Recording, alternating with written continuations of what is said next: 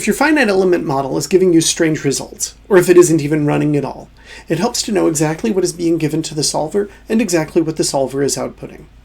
MSC Nastran is the solver that powers MSC Apex. I'm going to show you how Apex and Nastran communicate. I'm also going to show you how to configure the solver in Apex. We are going to cover a lot of things in this video, so check the description below to skip to the sections that are relevant to you today. First, I'll explain how Apex and Nastran work together. I'll help you pick out the best Apex solver for you. Then I'll show how to set up Apex with the integrated solver and then with the external solver. I will inspect a file that Apex sends to Nastran and some files that Nastran sends to Apex to show you how to troubleshoot a model. In this video, I'll focus on settings and installation for students, but most of this video is relevant to any Apex user, especially beginners. This diagram shows how Apex and Nastran work together. Apex is a pre- and post-processor, and Nastran is a solver. You can build your model in Apex using it as a pre-processor. For example, you could mesh your part or apply loads and boundary conditions. When you do so, Apex can export a file called a BDF. That BDF can get fed into Nastran, and when you click the yellow runner in Apex, that is telling Nastran to open up a BDF and run it. Nastran does things like look at the shape of each element and figure out how to replace it with an equivalent network of springs, or how to solve a system of linear equations that describes your system and gives the resulting displacement of all of the nodes. Nastran can export FO4, FO6, and log files for diagnostic purposes, but most of the data that it exports is in something called H5 or HDF5 format. Then we go back to thinking in terms of Apex. Apex loads that data and in post-processing can generate plots that help you visualize your results. You really have two big choices for solvers in Apex, the integrated solver and the external solver. The main benefit of the integrated solver is that it's convenient. It comes pre-installed with Apex and it's easy to configure. If it's working for you, feel free to stick with it. The two main benefits of the external solver are that it fully supports dynamics and nonlinear in Nastran. And by nonlinear, I mean any modeling problem where you are off the straight line part of a stress-strain curve, or you're dealing with large deformations that change the shape of your parts, or you're dealing with multiple parts coming into contact with each other. Even if you're just getting started, it helps to use the external solver because it makes the connection with Nastran transparent. It helps you understand the modeling process, and it makes it easier to troubleshoot. Now that I've explained about the integrated solver and the external solver, I want to compare and contrast these options, make a couple of technical points, and explain about scenarios. First, although you wouldn't notice a difference between the Apex solver and the Nastran solver in everyday life, and the Apex solver is built on Nastran code, the Apex solver is not 100% Nastran. It's just worth noting this. Next, remember how I've been talking about how the external solver offers transparency. You see all of these files are used to pass information between Nastran and Apex. These files are omitted for troubleshooting purposes, and so on. Most of these files are plain text files. H5 files are not plain text, but they're based on an open standard. In contrast, information is passed around within Apex using databases that are not designed to be inspected by users. I also want to clarify, I've been talking about how the external solver offers more full Nastran support, and to be precise, to get that support, you need to enable something called new scenarios. In contrast, if you want to use the integrated solver, only legacy scenarios are supported. Technically, you can use the legacy scenarios with the external solver, there just isn't much benefit to doing it that way. If you're at 2024.1 or higher and you have access to both Apex and Nastran, the simplest option is to use the legacy scenarios and the integrated solver, but the most powerful option and the best choice for most people in the long run is to use the external solver with the new scenarios. Because it's simple and it's a good starting point, I'm going to explain how to configure the integrated solver, and then I will talk you through how to set up the external solver and explain how to make the most of it. To configure the integrated solver in Apex, I click Options, Application Settings, and then I can come down to Scenarios and Studies. I will set this back to Use Legacy Scenarios. Then I go to Nastran Compute Environment and click Integrated Solver, and I click OK. I have now configured the integrated solver. The first step in configuring the external solver is to install Nastran if you have not already done so.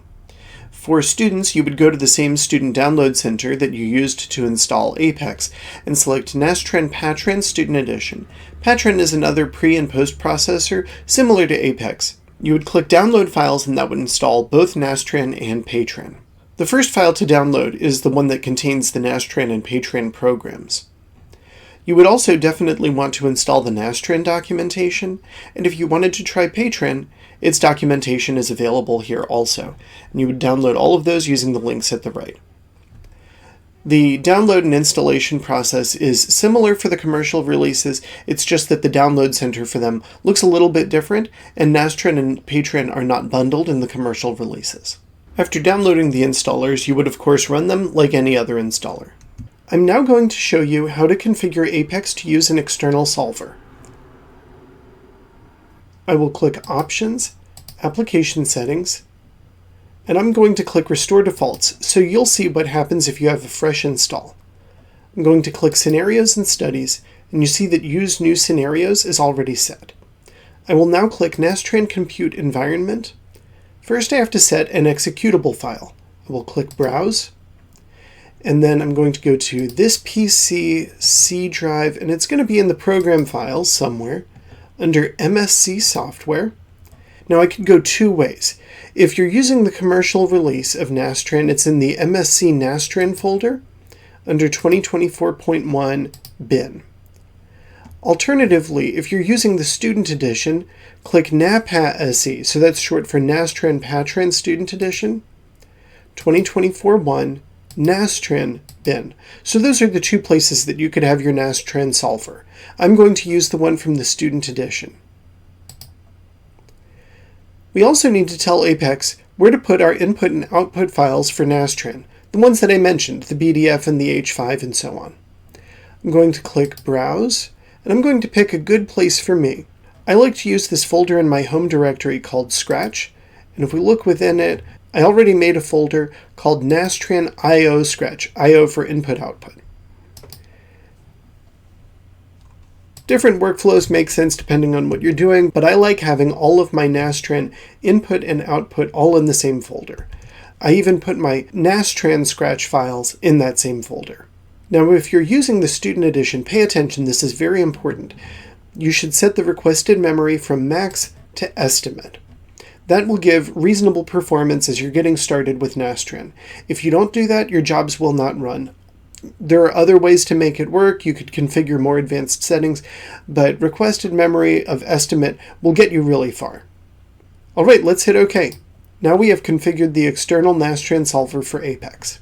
For the rest of this video, I'll be giving a tutorial on how to set up a run using the external solver, how to troubleshoot it by looking at the files that are generated for Nastran to read and that Nastran exports.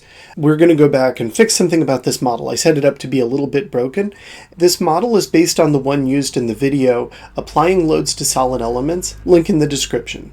This model is a cube meshed with 5x5x5 hex elements.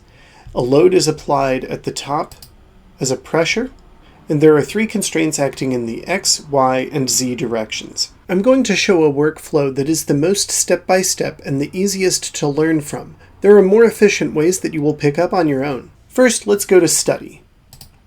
I will right-click where it says Study here and click Create. You can change the type of solution. Here, linear statics, the one that we want, is already selected, but you can also see that various dynamic and nonlinear solutions are also available.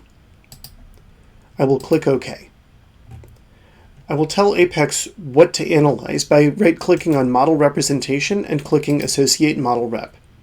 I will click on the model and click OK. Now let's set the loads and constraints. You can set these at the level of what's called a load case, which is like a portion of a simulation, or at the overall scenario. We will work at the scenario level. I click to expand static loads, and click on this radio button to select the pressure load, and I can click Apply. Now let's go to Set Constraints. Here are the three constraints that I showed earlier, and I would like to be able to select all of them, but you see with this radio button controller, I can only select one at a time. How do I get around this? I'll show you. To make it so that we can use all of our constraints in the simulation, we will create a constraint combination. We click on Loads and Constraints, constraint combination, and we're basically creating a new constraint that is, well, a combination of the previous ones. I click 1, 2, 3 to select these 3 constraints that already exist, and I'll click the green check mark to apply. If I had multiple loads, I would use a load combination to combine them in the same way. That's not really necessary here because I'm only applying one load. Okay, let's go back to Study and select the constraint combination. Study, Loads and Constraints, Constraints, and now we select the constraint combination. I'm ready to run the simulation. I right-click on the scenario and click Run Simulation. You can see that an external Nastran job was started with that green gear icon, but now there's a problem. It says that the Nastran run failed. I can read about that in the status bar. It says that more details can be found in the FO6 file.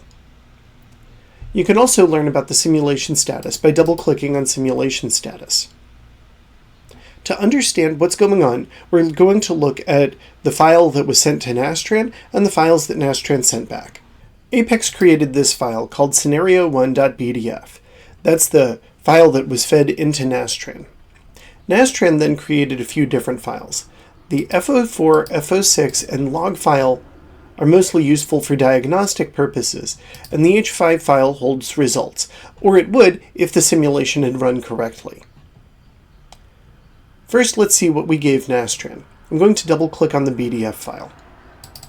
I already have Windows set up to load BDF files in a program called vscode, which is a popular tool for writing computer programs. vscode also has a great tool for inspecting BDF files. To get this tool, you can go to Extensions and type in Nastran. The vscode-nastran extension is the one that I personally recommend. It was created by a Boeing engineer named Marcus Backey. Marcus, thanks for creating this great tool. You can install it by clicking the Install button would be over here for people who don't already have it. With vscode-nastran installed, when you open a BDF file in VS Code, it is nicely highlighted. Not only that, but if you hover your mouse over different keywords and commands, corresponding documentation appears. This is very useful. To give you an overview of what this BDF file is doing, it has 3 major sections. The first one says the type of solution that we're doing. 101 means linear statics. It has a section setting overall simulation settings for this simulation, and then after begin bulk, it has all of the details of what goes into the model. For example, C hexa means 6-sided element, and you can read more about that there. This is for element 1. It says which grid nodes it's attached to, and there is 1 C hexa line for every single element in the simulation. Grid is how the coordinates of the nodes are set.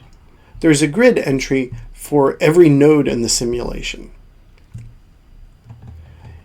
In Apex, we set the load as a pressure or total load, and that looked like it was just one thing. Here we see that there is a P load entry corresponding to every single element making up the top of the block. Here are the constraints acting in the X, Y, and Z directions, and the constraint combination that brought them together. That's funny, I don't see anything in here with the material properties. I don't think that the simulation would run right without those. By looking at a BDF file, we can get a clue as to what's not going right with our simulation. You don't have to read the BDF file for every simulation that you create, and you don't need to understand everything that's in it. But a great way to develop proficiency with Nastran is to inspect the BDF files that you're using, look to see what kinds of entries there are, and then look up those entries in the Nastran documentation. To troubleshoot, let's look at a file that Nastran generated. Remember that Apex told us to look at the FO6 file. I have FO6 files set to open in a program called Notepad++. FO6 files have a lot in them, and it can be tough to dig through, but if you're getting started, especially if you're having trouble getting a job to run, it helps to simply search for the word fatal. Fatal means that Nastran was unable to complete the job.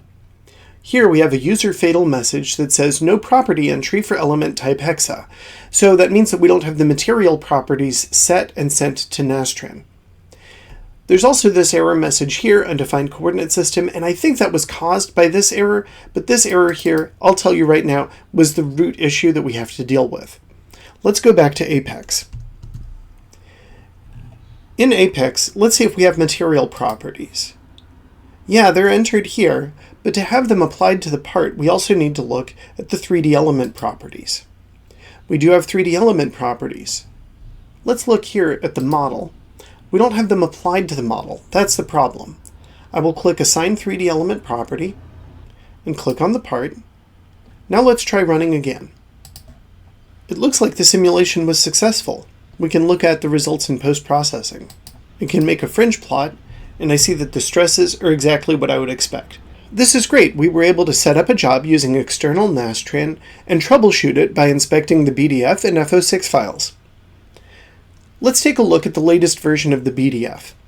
Now we see that there is a material entry describing the material properties of steel and a P-solid entry that relates those properties to solid elements. Now I'm going to show you a fully manual process of creating a BDF, running a Nastran job, and attaching the results back in Apex. I hope that this makes the simulation process a little clearer for you. It's also helpful to know how to directly export a BDF so that even if a model isn't fully ready to run, you can preview it. For example, you can try doing something a few different ways in Apex, export it to the BDF, and then see what Nastran keywords are used, and then go look that up in the documentation. I've already set up a separate scenario here, and we can change our export settings by going to Simulation Settings and then going to Common Settings. This lets us set things like what units are being used, how the files are organized, that kind of thing. I'm not going to change any of these settings, the defaults are fine. Now I can right-click on the scenario and click Export. And that lets me generate a BDF. Alternatively, I can right-click on the scenario, click Place an Analysis Scene, then when the yellow runner is illuminated, click this tab, and click on the Export BDF button. And again, that reveals some options for us. I'm going to click Export. And now we see the generated BDF. We could open that up in VS Code. Now I'm going to run the BDF by opening Nastran. You can search for Nastran in this box, or we can click Start, MSC Software, MSC Nastran, and I'll use the Student Edition. We select the BDF. There are keywords you can enter which can help you get better performance. For now, we'll just click Run. If we look at the start bar, we can see that the job was running there, and now all the files are generated. You can inspect the H5 file using a separate program, such as HDF View, but I'm not going to go over that today. Again, you can also examine the FO6 file or FO4 file using a text editor. I'm now going to show you how to load the H5 results in Apex. I'll go back to Apex, right-click on the scenario, and click Attach Nastran Results. I will find the H5 file and click Attach. And now I can view the results in post-processing. We've covered a lot of ground. Let me give you a few tips, though, that I really want to stick with you. First, I recommend at least checking out the external solver. It gives advanced functionality, but really, even if you're just getting started, it's very helpful because it makes the connection with the solver really transparent. Set the request in memory to estimate. This tip is only really needed if you're using the student editions in 2024 and before. If you're using the new scenarios in Apex, you will need to use load and constraint combinations to apply multiple loads and constraints. To understand the details of how your model is defined and what exactly is being sent to the solver, inspect the BDF file. It will also show keywords that are helpful to look up in the documentation for Nastran. Now, Nastran will generate a lot of files. The main one that you want to look for if you want to get started looking at these output files is the FO6 file. If a job isn't running right, search the FO6 for the word fatal. That will often give you really helpful error messages. It'll at least tell you what to ask for help with. The connection between Apex and Nastran is simple. Input BDF files go one way, results H5 files go the other way. If you're a beginner, it's easy to get lost if you think that everything is just Apex, but understanding that Apex and Nastran have separate jobs and that they work together makes a big difference for helping you learn this stuff. And as you become an expert, you'll find that understanding how Apex and Nastran communicate opens the door to automation, which will help you get a lot done. If you want to try out Hexagon simulation software for free, check the links in the description. We have free licenses for students and free trials for everyone else. Feel free to leave questions in the comments or message me on LinkedIn. My full-time job is to help students and professors put our software to work. So feel free to reach out to me, and I really want to hear from you if you're interested in teaching with our software. All right, have a great day. Bye.